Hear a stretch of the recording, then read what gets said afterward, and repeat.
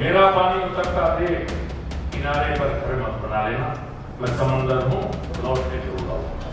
पत्थर पे सिर पटक के कुछ नहीं होता, समंदर को वापस आना नहीं आना वो उसे पता होगा। एक शेर संजीव बालियान ने सुनाया तो जवाब में दूसरा शेर संगीत सोम ने, और इस तरह पश्चिमी यूपी में बीजेपी के दो दिग्गजों की सियासी लड़ाई देखते ही देखते पब्लिक फोरम में आ गई। इसे हार का साइड इफेक्ट बोल सकते हैं, जो नतीजों के बाद खुलकर सामने आने लगा है। पहले संजीव बालियान के आरोपों को सुनिए।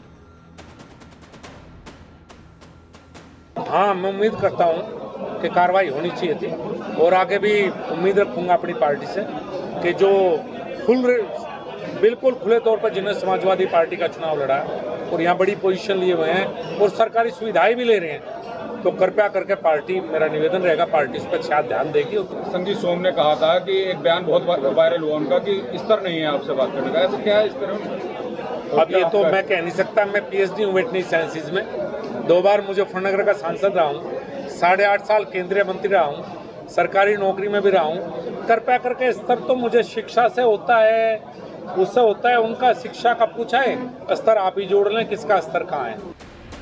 संजीव बालियान ने संगीत सोम पर आरोप लगाया कि उन्होंने सपा प्रत्याशी को खुलकर चुनाव लड़ाया था। इस पर पलटवार करते हुए संगीत सोम ने कहा कि उन्हें जो भी बात कहनी है पार्टी फोरम पर रखें, घर की बात बाहर नहीं ला सकते हैं। पार्टी के अगर वो समर्पित कार्यकर्ता है तो हम कार्यकर्ताओं का एक फोरम होता है। अगर किसी ने कोई गलती करी है, किसी की कोई शिकायत हमें एक दूसरे से है, तो हम अपनी पार्टी फोरम पे बात रखते हैं। पार्टी का हमारा प्रदेश नेतृत्व है, हमारा राष्ट्रीय नेतृत्व है, हम अपनी बात वहां रखेंगे, ना कि मीडिया के सामने रखेंगे। मुझे तो मीडिया के सामने इस बात के लिए आना पड़ा क्योंकि मुझ पर नाम लेकर आरोप लगाया गया। मैं भारतीय जनता पार्टी के अपने नेतृत्व से यही कहूंगा कि इस सारे विषय की जांच होनी चाहिए। मैं भी 2022 में चुनाव हारा था। कारण क्या है मैं कुछ नहीं कहूंगा, लेकिन मैंने पार्टी को अपनी बात बताई और पार्टी ने उसकी जांच की होगी या कर रही होगी। मैंने कभी भी मीडिया के सामने हार का ठीकरा किसी के सिर पर नहीं फोड़ा के। मैं संजीव बालियान जी को भी यही सलाह देना चाहता हूं कि पार्टी के कार्यकर्ता के तरीके से आप अपनी बात रखिए, पार्टी फोरम पर रखिए, मीडिया के सामने मत रखिए, क्योंकि हम घर की लड़ाई बाहर नहीं ले जा सकते।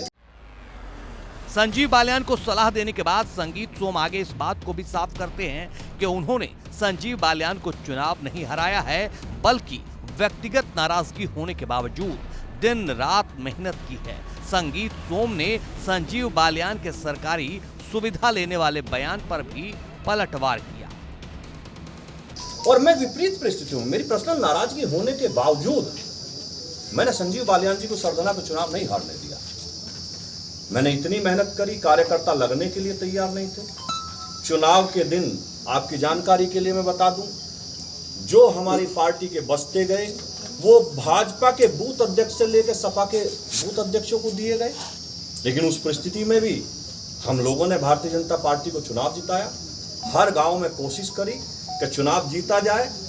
भारतीय जनता पार्टी का कार्यकर्ता ही चुनाव जिताएगा, ना कि समाजवादी पार्टी का कार्यकर्ता चुनाव जिताएगा। मेरा कोई दुश्मन नहीं है। अगर मुझे हरेंद्र मलिक मिलेंगे उनसे भी हाथ मिलाऊंगा, मुझे देश का कोई और बसपा का नेता मिलेगा उससे भी हाथ मिलाऊंगा। मैं दुश्मनी किसी से नहीं करता, मेरी सबसे दोस्ती होती है। आपने समाजवादी पार्टी को चुनाव लड़ाया और सरकारी सुविधाओं का आप आनंद ले रहे हैं। मेरे पास कोई सरकारी सुविधा नहीं है, सुरक्षा सुविधा नहीं होती। सुरक्षा इंटेलिजेंस की देन होती है, वो सरकार की नहीं, वो तो विपक्ष के नेताओं को भी मिली होती है। बता दें कि मुजफ्फरनगर सीट से इस बार समाजवादी पार्टी के प्रत्याशी हरेंद्र मलिक ने जीत हासिल की है। महज 24,672 वोटों से पूर्व बीजेपी सांसद और पूर्व केंद्रीय मंत्री संजीव बालियान को हार का मुंह देखना पड़ा है, जिसके बाद संगीत सोम और संजीव बालियान की लड़ाई खुलकर सामने आ गई है। हालांकि चुनाव के बीच ही संजीव बालियान और संगीत सोम के बीच विवाद शुरू हो गया था।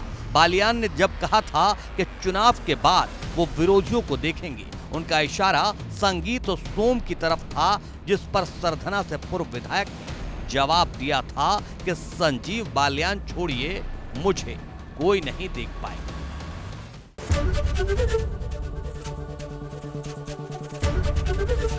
एबीपी गंगा, खबर आपकी, जुबान आपकी।